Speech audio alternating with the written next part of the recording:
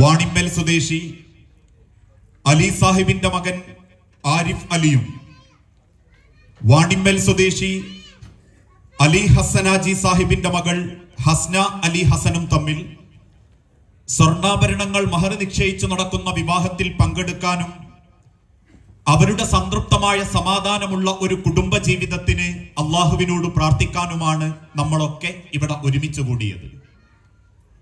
സത്യത്തിൽ ഏതൊരു കല്യാണം കൊണ്ടും രണ്ട് വ്യക്തികളോ രണ്ട് കുടുംബങ്ങളോ അല്ല ബന്ധങ്ങളായി കൂടിയോജിക്കാറുള്ളത്.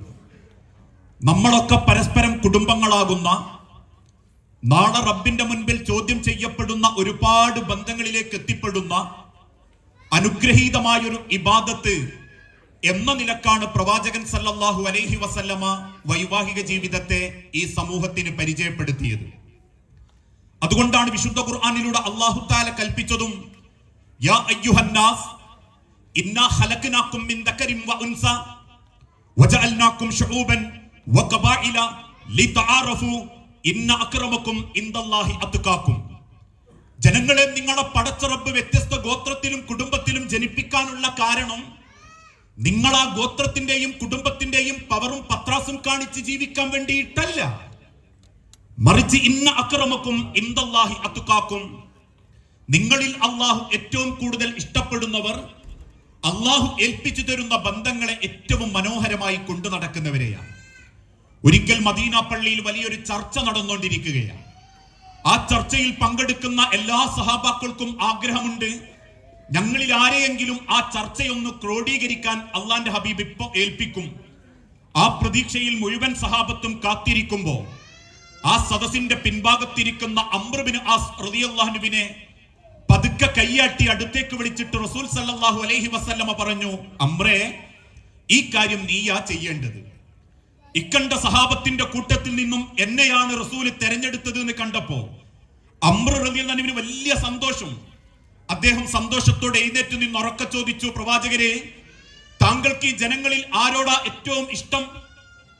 എന്റെ പേരാണ് പ്രവാചകൻ പറയുക എന്ന പ്രതീക്ഷയിൽ കാത്തിരിക്കുന്ന അംർ റളിയല്ലാഹു അൻഹുവിനെ അടക്കം അത്ഭുതപ്പെടുത്തിക്കൊണ്ട് അള്ളാന്റെ ഹബീബ് പുഞ്ചിരിയോടെ പറഞ്ഞു, അംറേ, ജനങ്ങളിൽ എനിക്ക് ഏറ്റവും ഇഷ്ടം എന്റെ ഭാര്യ ആയിഷ ബീവിനെയാണ്. ചോദ്യം റസൂലുള്ള തെറ്റിദ്ധരിച്ചോ എന്ന ബേജാറിൽ വീണ്ടും അംർ റളിയല്ലാഹു അൻഹു ചോദിച്ചു, റസൂലേ, ഞാൻ അതല്ല ഉദ്ദേശിച്ച്, ഈ ആണുങ്ങളുടെ കൂട്ടത്തിൽ നിങ്ങൾക്ക് ആരോടാ ഏറ്റവും ഇഷ്ടം? മുഴുവൻ സഹാബാക്കളും റസൂലുള്ളാന്റെ മുഖത്തേക്ക് നോക്കി നിൽക്കുമ്പോ വലതുഭാഗത്ത് തലകുനിച്ചിരിക്കുന്ന സിദ്ദീഖുൽ അക്ബറിന്റെ തോളത്ത് പതുക്കെ രണ്ട് തട്ട് തട്ടിയിട്ട് അള്ളാന്റെ ഹബീബായ നബി തങ്ങൾ ഉറക്കെ പറയും, ആയിഷ കഴിഞ്ഞാൽ എനിക്ക് ഏറ്റവും പ്രിയപ്പെട്ടവൻ ആയിഷയുടെ വാപ്പ അബൂബക്കറാണ്. നോക്കൂ നിങ്ങൾ, റസൂലുള്ള കൊടുക്കുന്ന ബന്ധങ്ങളെ ഒരു സ്ഥാനം.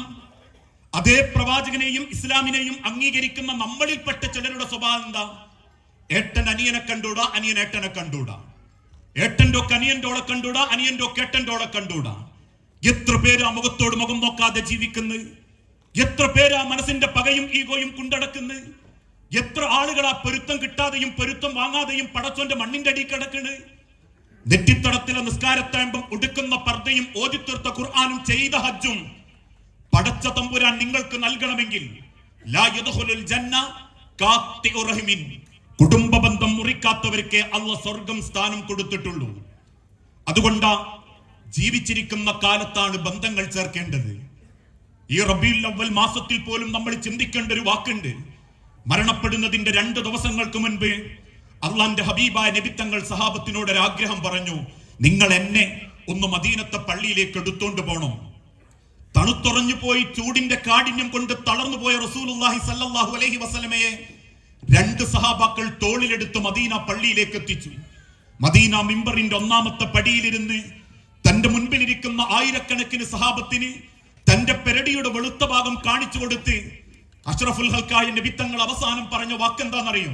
അയ്യുഹന്നാസ് മൻ കുൻത ജലബതു ലഹു ദുഹ്റൻ ഫഹാദാ ലഹരി.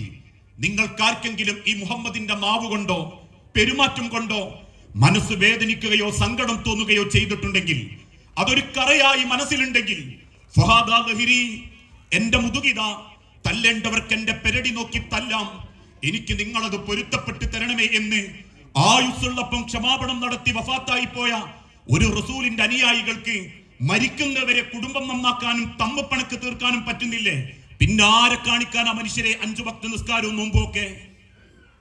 അതുകൊണ്ട് ആ മദീന മിമ്പറിൽ വെച്ച് അള്ളാന്റെ ഹബീബ നബി തങ്ങൾ ഒരു വാക്കും കൂടി പറഞ്ഞു, ലാ യമീന ഫീ ഖതീഅത്തു റഹിമിൻ. ഒരാൾക്ക് നോമ്പ് കടമുണ്ടെങ്കിൽ ആ കടം വീട്ടാൻ ഫിദിയ കൊടുക്കാം. ഒരാൾക്ക് നേർച്ചയുണ്ടെങ്കിൽ ആ നേർച്ച പൂർത്തീകരിക്കാൻ മക്കളെ കൊണ്ട് പറ്റും.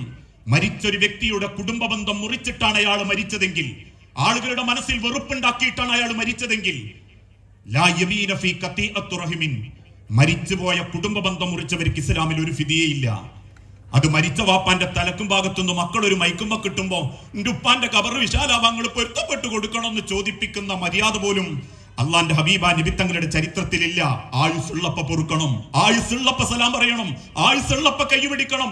നാളെ 6 കാലുള്ള കട്ടിലിൽ 6 അടി മണ്ണ് കൊണ്ടുവച്ച് കുടുംബക്കാര് തിരിച്ചു പോകുമ്പോ ആ പള്ളിക്കാട്ടിലെ 6 അടി മണ്ണിന്റെ അടിയിൽ മനസ്സമാധാനത്തോടെ കിടക്കണേ. ഒരാളെ കണ്ണും നിറയിപ്പിക്കാതെ ജീവിക്കണം, ഒരു കണ്ണും സങ്കടപ്പെടുത്താതെ ജീവിക്കണം. ആ തിരിച്ചറിവാണ് ഇസ്ലാം പഠിപ്പിച്ച കുടുംബം. ആ കുടുംബമാണ് ഇസ്ലാമിലെ ദീന്. ഞാൻ ദീർഘിപ്പിക്കുകയല്ല. അതുകൊണ്ട് ഇനി ഞാൻ സംസാരിക്കുന്നത് സഹോദരൻ ആരിഫിനോടാ, മുഴുവൻ ഭർത്താക്കന്മാരോടാ. ആരാ ഏറ്റവും നല്ലൊരാണ്? പല ഭർത്താക്കന്മാർക്കൊരു തെറ്റിദ്ധാരണ ഉണ്ട്, നമ്മളെ ലുക്കിലാ പെണ്ണുങ്ങൾ വിൽക്കുന്നതെന്ന്. ഒറ്റ ദിവസം ഓന്റെ ലുക്കും പവറും ഒക്കെ കണ്ടിട്ട് ചില പെൺകുട്ടികൾ വാശി പിടിക്കും, അവനെ തന്നെ കല്യാണം കഴിച്ചാൽ മതിയെന്ന്. കല്യാണം കഴിഞ്ഞൊരു 4 ആഴ്ച തികയുമ്പോ കണ്ണും നിറഞ്ഞ് വീട്ടിക്ക് വരുന്ന പെൺമക്കളോട് ചില വാപ്പയമ്മയും ചോദിക്കും, മോളെ എനക്ക് ഓന്റെ വീട്ടു സുഖാണോ? പെൺകുട്ടിയോടെ ഒറ്റ പൊട്ടിക്കരച്ചിലോടെ പറയും, ഉമ്മ കാണാനുള്ള മൊഞ്ചെന്നേ ഉള്ളൂ, സ്വഭാവം ഒരു വസ്തുവിനും പറ്റൂലമ്മ. മൂക്കത്താ ദേഷ്യം. കെട്ടിയ പെണ്ണിനെ തല്ലുന്നവരുണ്ട്, തെറി വിളിക്കുന്നവരുണ്ട്. ഓളം മരിച്ചോയ വല്യാപ്പാനെയും പറയും, ജീവിച്ചിരിക്കുന്ന വാപ്പാനെയും പറയും. നാക്കരുത്തുണ്ടും കൈക്കരുത്തുണ്ടും പെണ്ണിനെ ജയിക്കുന്നവൻ ആണല്ല. ഹബീബായ മുത്തുനബി തങ്ങൾ ആവർത്തിച്ച് പഠിപ്പിച്ചൊരു വാക്കുണ്ട്, ഹിയാറുക്കും അഹ്സനുക്കും ലിന്നിസാഇക്കും. ആണുങ്ങളിൽ ഏറ്റവും നല്ലവൻ കെട്ടിക്കൊണ്ടുവന്ന പെണ്ണിനോട് ഏറ്റവും മര്യാദക്ക് പെരുമാറുന്നവനാ. എന്തിനാ അസനാസി സാഹിബ പെൺകുട്ടീനെ കൈപിടിച്ചേൽപ്പിക്കുന്നതെന്നറിയോ? ഈ വാപ്പാക്കുമാക്കും നോക്കാൻ കഴിവില്ലാഞ്ഞിട്ടൊന്നുമല്ല. ലോകത്ത് പെൺമക്കളുള്ള വാപ്പാർക്കുമാർക്കും ഒരൊറ്റ പ്രാർത്ഥനയുള്ളൂ, എന്റെ മോക്കൊരു നല്ല പിയാപ്പന വേണം, എന്റെ മോളെ സങ്കടപ്പെടുത്താത്തൊരു വീട്ടിക്ക് പറഞ്ഞേക്കാൻ പറ്റണം. 10-22 കൊല്ലം രാജകുമാരിയെ പോലെ ഈ വാപ്പയമ്മയും കുടുംബം കൊണ്ടടന്നൊരു പെണ്ണിനെ ഒരൊറ്റ കാഴ്ചന്റെ പേരിൽ പടച്ചോന്റെ വാക്കിനെ മുൻനിർത്തി എന്റെ കൈമലേക്ക് ഒരു വാപ്പയമ്മയും തരാന്ന് സമ്മതിച്ചിട്ടുണ്ട്. അതൊരു പ്രതീക്ഷയാ, എന്റെ മോളങ്ങി പരിപാലിക്കുന്നുള്ള പ്രതീക്ഷ.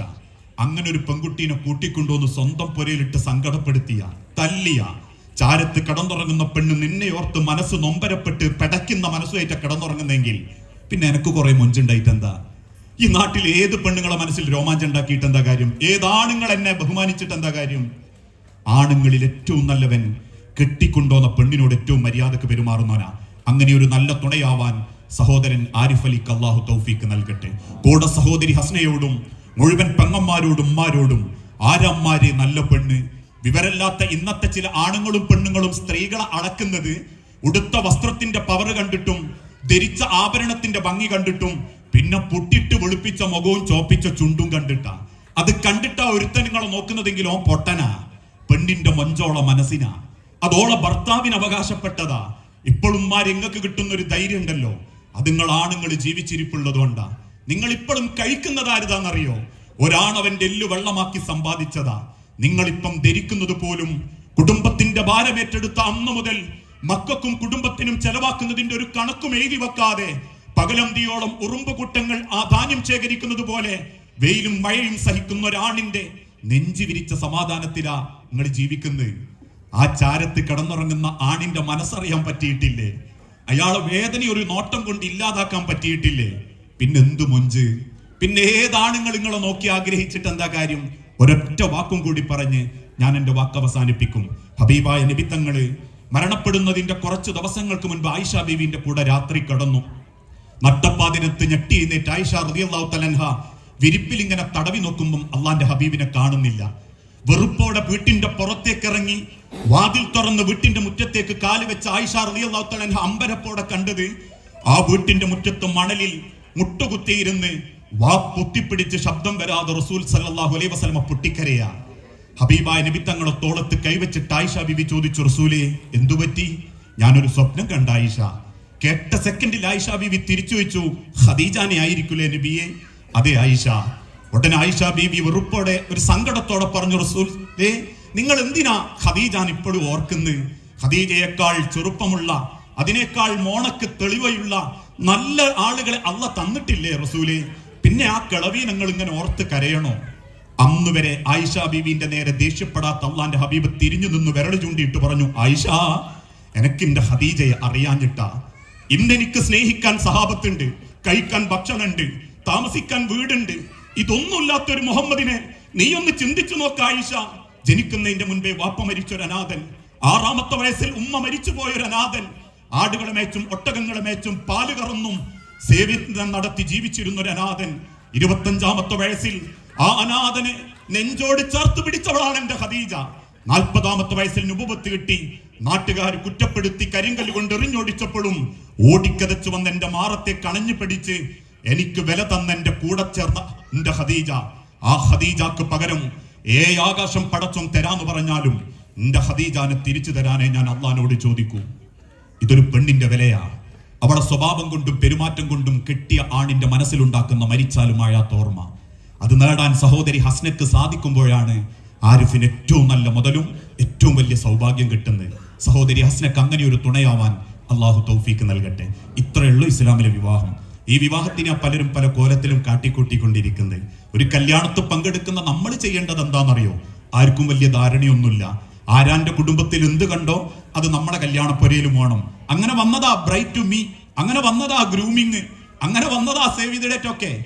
കല്യാണത്തിൽ ക്ഷണിക്കപ്പെട്ടവർ മനസ്സറിഞ്ഞ് 3 തവണ ദുആ ചെയ്യണം. ബാറക്കല്ലാഹു ലക്കുമാ വബാറക അലൈക്കുമാ വജമഅ ബൈനകുമാ ഫീ ഖൈർ.